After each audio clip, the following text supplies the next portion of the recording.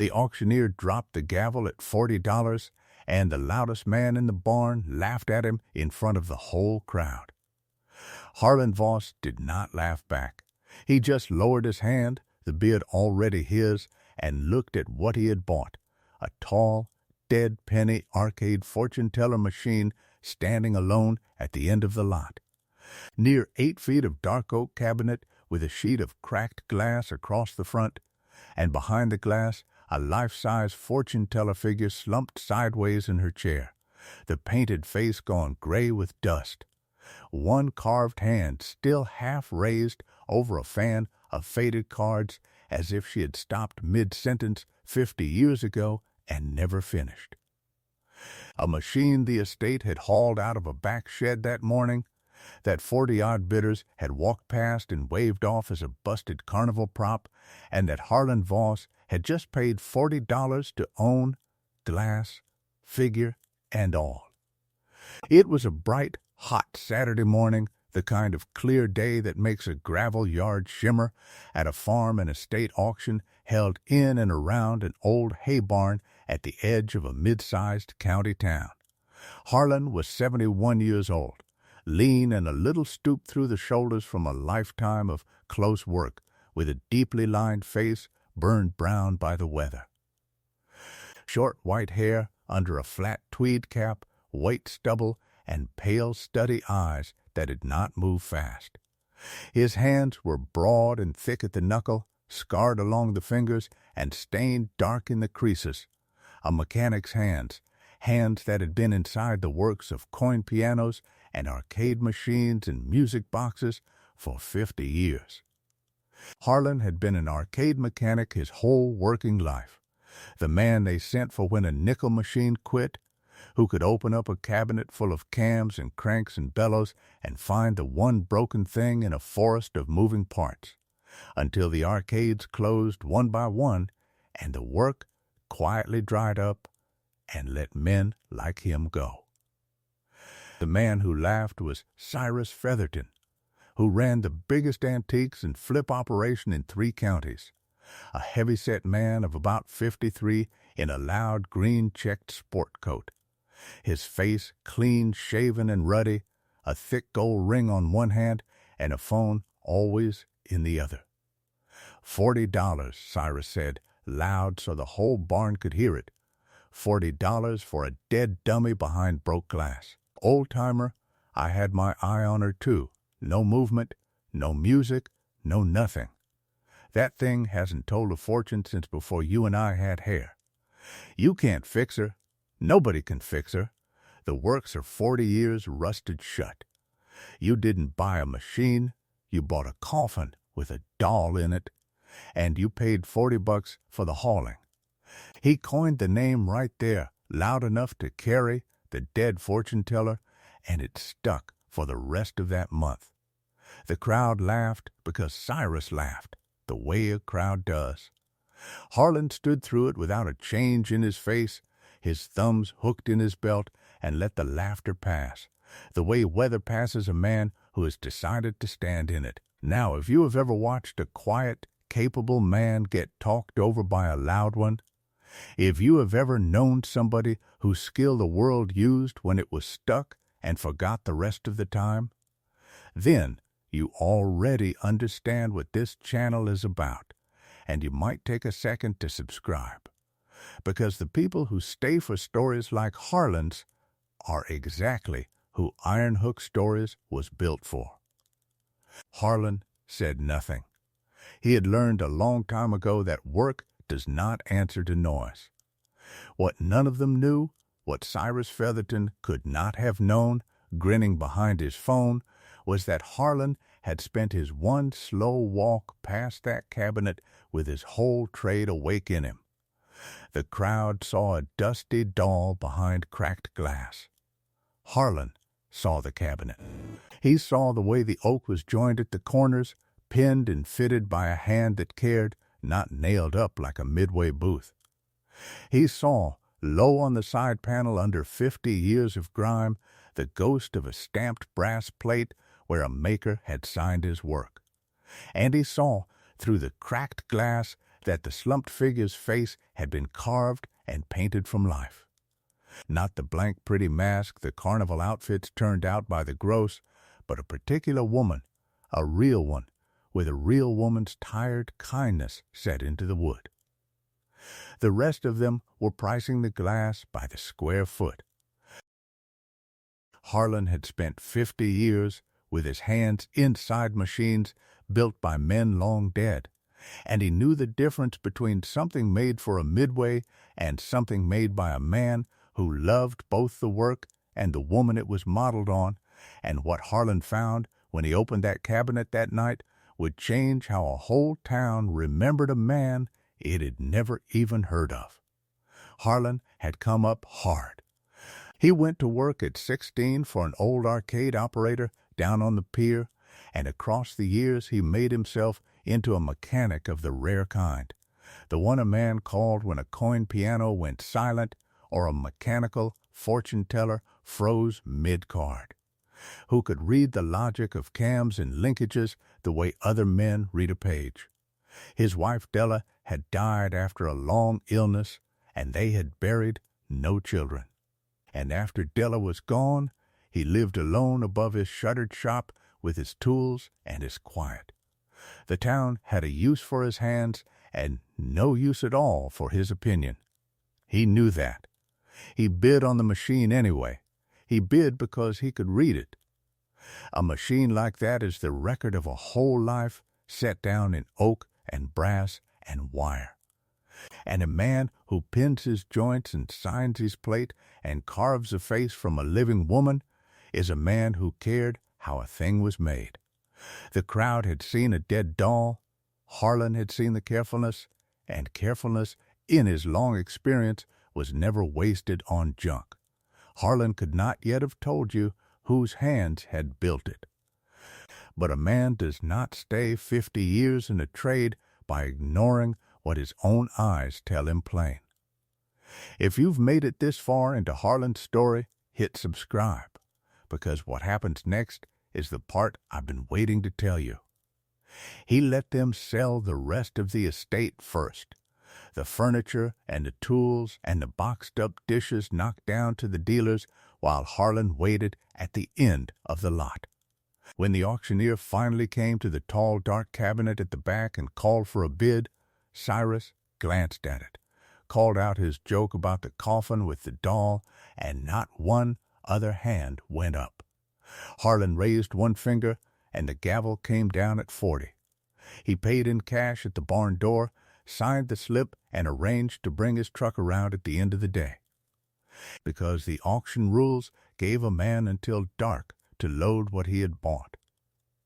The story got around the town before Harlan's truck was off the county road.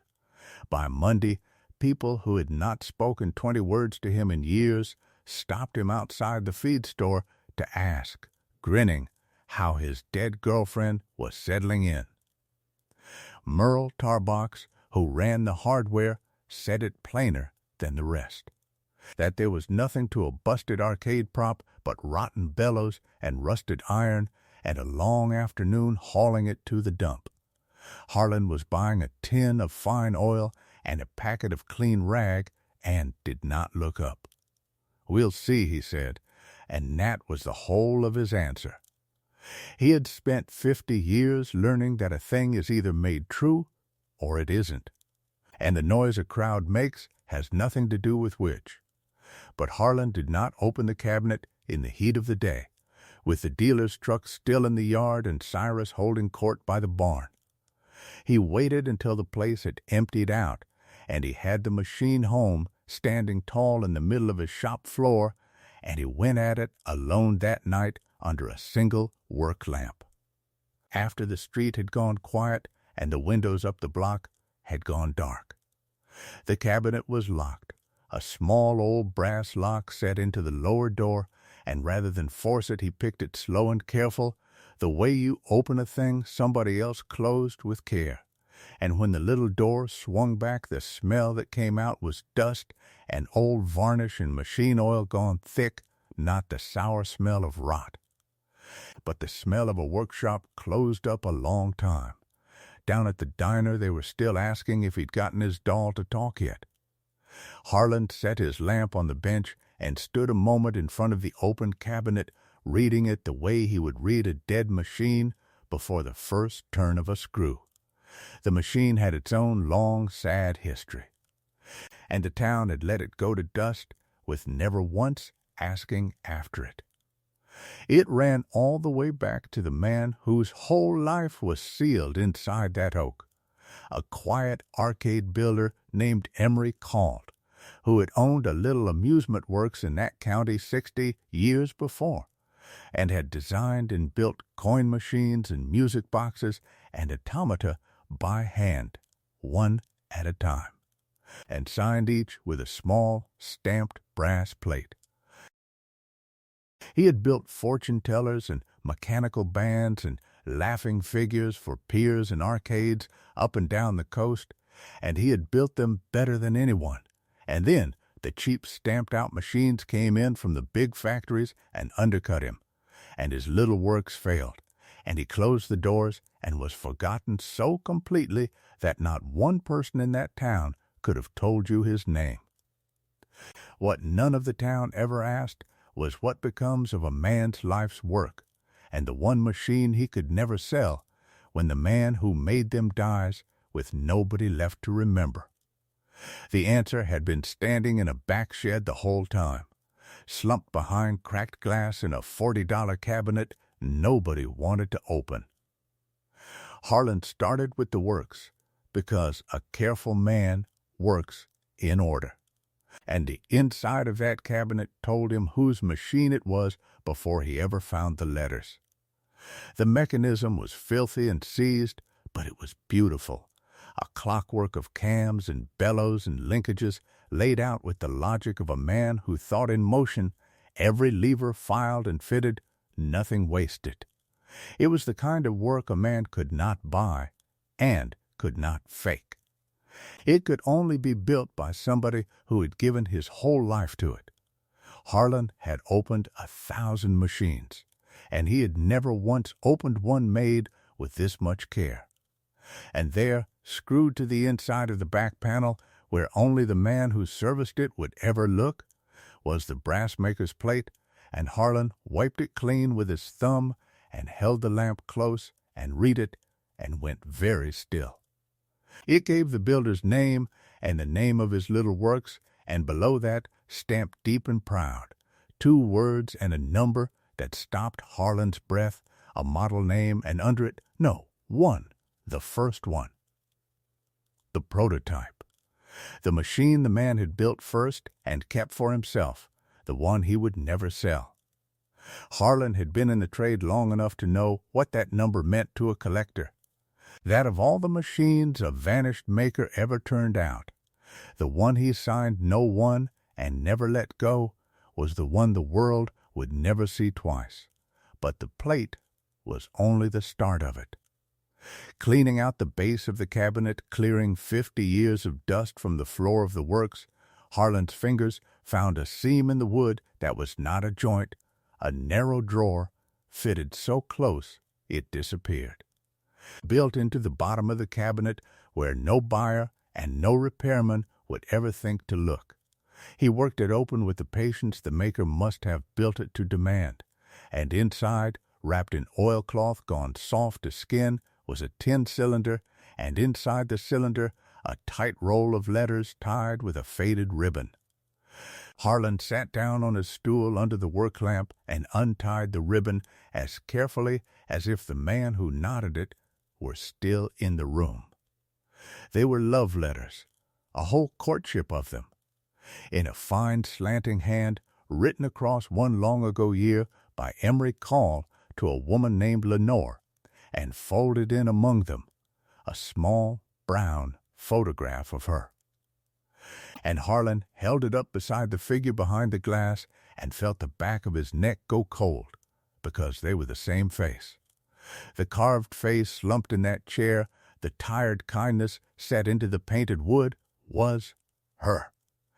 Emery Cald had loved a woman named Lenore, and he had carved her likeness into the finest machine he ever built, and the letters told the rest in the man's own hand, that she had taken sick the same year his works began to fail, and that he had built this fortune-teller in the long nights of her illness so that her face, at least, would go on telling people their futures after she was gone. The last letter was never sent. It was written to her after she had died, folded around a single line he must have meant, for whoever finally found it, I built her to speak so that Lenore would not be silent. If you have found this, then the machine outlived me too. Be kind to her. Harlan read it twice through, and the only man in that county who had ever stood in a quiet shop and known a master's hand on sight now held the proof of a whole hidden life in two hands, the rarity stamped in the brass and the love hidden in the base, the two halves of a man nobody had bothered to remember. The next morning, Harlan did not call a single dealer, and he did not put the machine up for sale, and he did not keep the letters for himself, and a few in town thought him a fool a second time. He let them. He had spent one whole month being the man who paid $40 for a dead doll, and he found he did not mind being thought a fool by people who had never once been right about the thing in front of them. He carried photographs of the maker's plate and the letters first to the County Historical Society and then to the curator of a regional museum of mechanical antiques 2 towns over. Because the proof of who Emery Call was mattered to him more than what the machine would bring. The curator went very still over the photographs of the plate and the cylinder of letters, and said quietly that a signed, first of its line automaton by a lost independent builder, the prototype, the No. 1, the only one of its kind known to survive. With the maker's own letters and the story of the woman it was modeled on intact, was the kind of thing a museum waits a lifetime for and almost never finds whole. The fortune-teller, she said, was not a busted carnival prop at all. It was the sole surviving piece of a maker the field had given up for vanished, and the cabinet alone belonged behind glass where people could stand in front of it the way Harlan had. A private collector of coin-operated machines, written to next, named for the No. 1, and its documented love story a sum that made the whole $40 auction look like the joke Cyrus had meant it as. And the town, once the Historical Society began asking after the old builder who had signed his work and vanished, slowly started to remember. An elderly woman named Opal Renfrew, who had lived in that county back when Emery Call's little work still ran and was the nearest thing to a living memory anyone could find, came up to the museum on a gray morning to see the fortune-teller set on her stand. And when she read the card that told the story of the man and the woman whose face he had carved, she put one hand flat over her mouth and her eyes filled, and she did not say anything for a long time. She had half believed the town's version that the machine was only a dead Midway doll, and the letters told her instead that it was a man's whole heart, built in the worst year of his life so that the woman he loved would not be silent. She asked to meet the man who had opened the cabinet, and Harlan came to the door in his shirt sleeves while she thanked him with her voice shaking, and all he said was that Emery Call had built that machine to last and had trusted somebody would come who could read it, and that work, made that true, generally does outlast the men who never troubled to look. There was one thing more Harlan did before the machine left his shop, and he did it for the dead builder and for no one else. He cleaned the works, the slow careful, way over a week of nights, and he freed the seized cams and releathered the cracked bellows and trued the linkages, not to make a show of it, but because a man who signs his plate No. 1 deserves to have his best machine whole. And on the last night, with the museum's truck coming in the morning, Harlan ran a line of power to her for the first time in 50 years, and the eyes behind the cracked glass came slowly alight, a warm, low glow, and a carved hand lifted over the fan of cards, and the old bellows drew a breath, and in a voice gone soft and grained with age the fortune-teller spoke one last fortune into the empty shop. It was only a line the builder had set into her long ago, a card she had been built to give. But Harlan, 71 years old and alone under the work lamp, stood very still and listened to a dead man's love speak through carved lips in the dark, and did not move until she had finished. Then he switched the power off, gently, and let her rest. He had not fixed her to make her work again. That part was never the point. He had fixed her so that the man who built her and the woman he built her for would be heard one time by somebody who finally knew what they were. That summer the fortune-teller and the letters went where they belonged, into a public hall with the maker's name on a plate beside her at last, and not one person in that town ever again called what stood behind the cracked glass a dead Midway doll. Word of it went around the town the same as the laughter had, only quieter. And the people who had called Harlan a fool let the name the dead fortune-teller drop and did not pick it up again. Cyrus Featherton was not run out of business and was not made a villain. He was simply a man who had laughed loud at a thing he never bothered to look at, and the next time he held court by the auction barn the others did not lean in so far. Harlan never said a word against him. Being right was the whole of what he had wanted, and it had brought a forgotten man's name and a forgotten woman's face back up out of the dark. The museum kept the fortune-teller where the town could see her. They set her behind clean glass under a soft light in the front hall, the cabinet oiled and whole, the carved face no longer slumped but lifted and serene. The maker's name cut at last into a plate at her base, Emery Call, Builder, and beside it a copy of the last unsent letter and the small brown photograph of the woman whose face he had carved, and a card that told whoever came through that the man who had built her had loved a woman named Lenore, and had hidden his whole heart in the base of a machine where no one looked for 60 years, and that what had stood slumped behind cracked glass in a shed nobody wanted was the truest thing his hands ever made. And on a still evening that next summer, the light going gold through the tall front windows, Harlan Voss drove over to look in on her, and there, in the last of the sun, stood the great carved figure, whole and lit and seen at last, the kind tired face catching the light where a stranger's hands had finally uncovered her. Harlan was 71 years old, a man the auction had laughed at one whole month, and he stood quiet a long moment and laid one broad, scarred hand flat on the cool glass and nodded once, the way a man nods at a job that was done right. The work had said it for him, the way work always did. A man hides his truest work and seals his whole heart where no one will look, and trusts that somebody will come who can read what it is, so that being forgotten can never be the same as never having been, and a town rarely knows what was made true in the quiet years until somebody troubles to open the cabinet.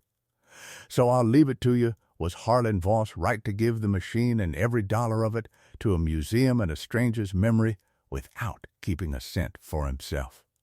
Or was that one decency too far, in a world that had laughed at him for nothing? Tell me which one in the comments, and I'll read them.